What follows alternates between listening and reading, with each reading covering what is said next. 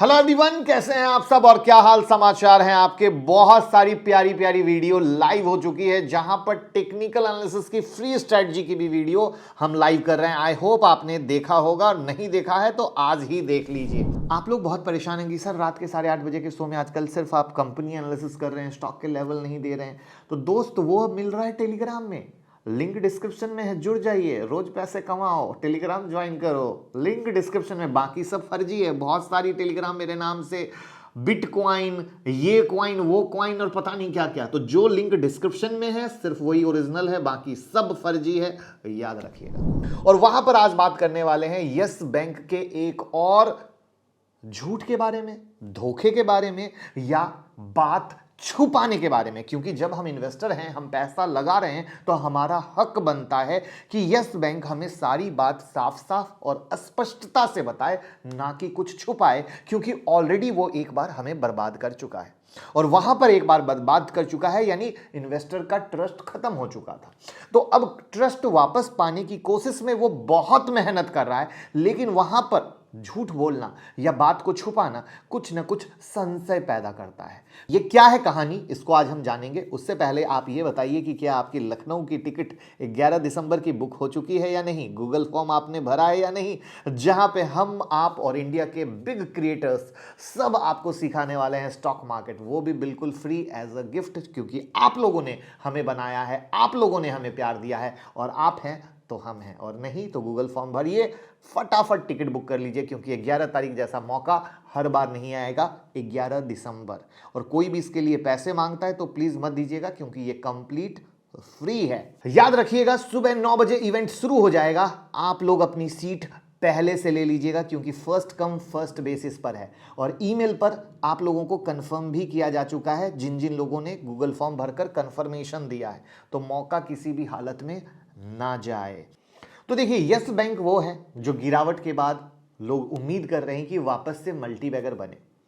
और कुछ टाइम से जैसी खबर आ रही थी कि यस बैंक की तरफ से जो इनका स्ट्रेस लोन रीस्ट्रक्चरिंग का प्रोग्राम था, या मैनेजमेंट का लगातार एनपीए कम करने की कोशिश, इन सभी बातों से लग रहा था कि अब यस बैंक वापस टॉप 5 प्राइवेट बैंक में आ जाएगा। तो क्या आपको ऐसा लगता है कि इनकी कोशिश से वापस से टॉप 5 बैंक में आएगा या नहीं? कमेंट में जरूर बताइएगा, जिससे मुझे यह भी लगे आप क्या सोच रहे हैं। लेकिन हाल में आए न्यूज के अनुसार ऐसा लगता है कि हमारे रिटेल भाई का सपना पूरा होने में बहुत समय लग सकता है। जी हां, सही सुन रहे हैं आप।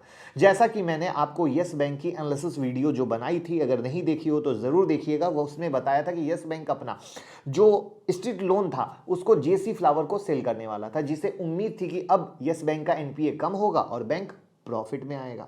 मगर हाल ही में एक न्यूज के अनुसार यस बैंक के अपना ये जो लोन को बाय करने के लिए 2 लोन रीस्ट्रक्चरिंग फर्म आपस में भिड़ी हुई थी। 2 आदमी चाहते थे हम खरीद लें। तो पहला फर्म था सरबेरस कैपिटल, जो 8,300 करोड़ का ऑफर किया। दूसरा था जेसी फ्लावर, जिन्होंने 12,000 करोड़ का ऑफर किया यस बैंक को कि भैया तुम हमें बेच दो, हम खरीद लेंगे।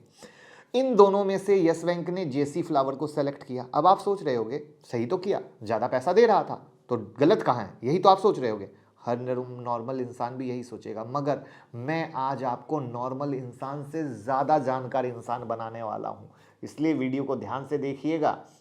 और यही वो कहानी है जो कंपनियां छुपा लेती हैं। तो देखिए, ये 2 ऑफर मिला, ये बहुत अच्छी बात है।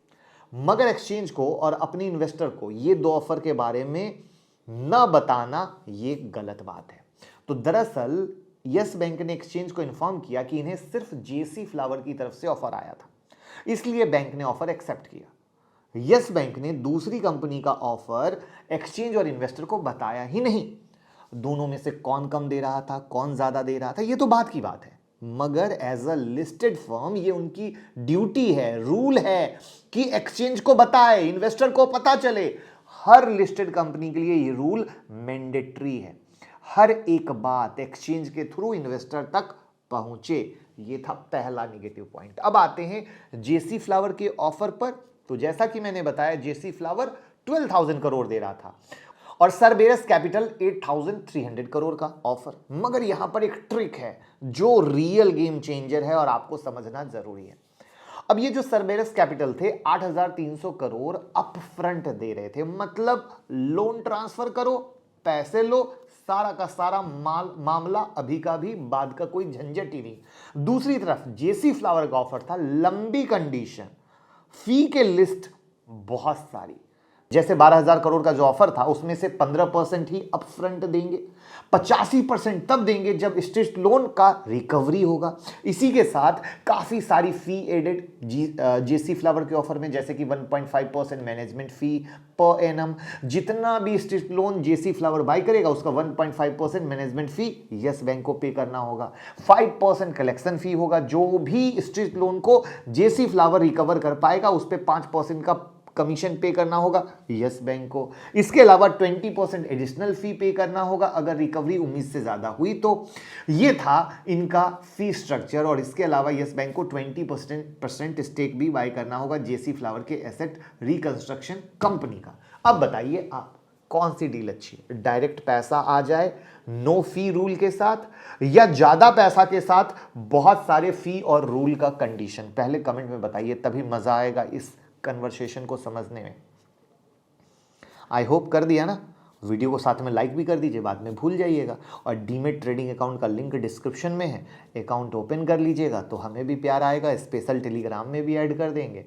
और अगर आप यूट्यूब की प्रीमियम पेड मेंबरशिप का बटन लेना चाहते हैं, यूट्यूब का पेड प्रीमियम मेंबरशिप के लिए आप ज्वाइन बटन ज्वाइन कर सकते हैं, मंथ की 4 वीडियो मिलेगी। तो ये सभी जो भी फी और कंडीशन जो है सो है। इससे ज्यादा टेंशन की बात यह है कि इसके बारे में ना ही एक्सचेंज को इन्फॉर्मेशन मिला ना पब्लिक को, जो कि बहुत गलत सिग्नल है, निगेटिव पॉइंट है। भैया तुम एक बात छुपा रहे हो, ना जाने कितनी बात छुपाओगे। यही तो छुपा छुपी के खेल में यस बैंक बर्बाद हुआ। और इन्हीं सब बातों से कुछ सवाल आते हैं दिमाग में। जैसे सबसे पहला सवाल तो यही है कि आखिर सभी को 2 ऑफर के बारे में क्यों नहीं बताया। चलो क्यों नहीं बताया। अगला सवाल यह है कि डायरेक्ट कैश लेने के बजाय ये टर्म कंडीशन में कौन बंदना पसंद करता है, कोई नहीं।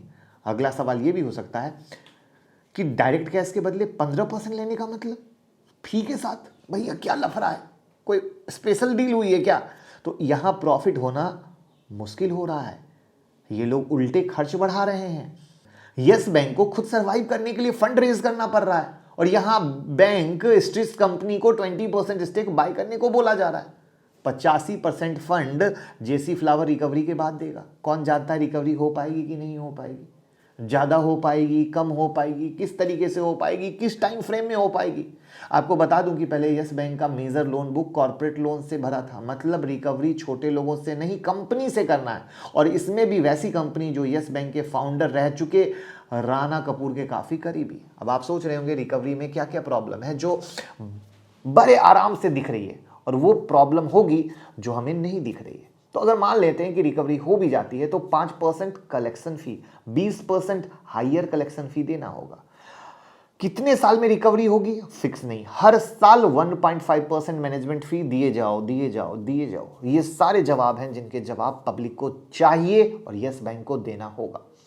ऐसी कंडीशन में यस बैंक के कॉर्पोरेट गवर्नेंस पे होता है क्वेश्चन मार्क, क्योंकि किसी भी बिजनेस में अप और डाउन आते हैं, ये हम सभी जानते हैं। मगर अगर मैनेजमेंट ही सही नहीं है तो अप एंड डाउन की जरूरत ही नहीं है, कंपनी का ग्रोथ बहुत मुश्किल है।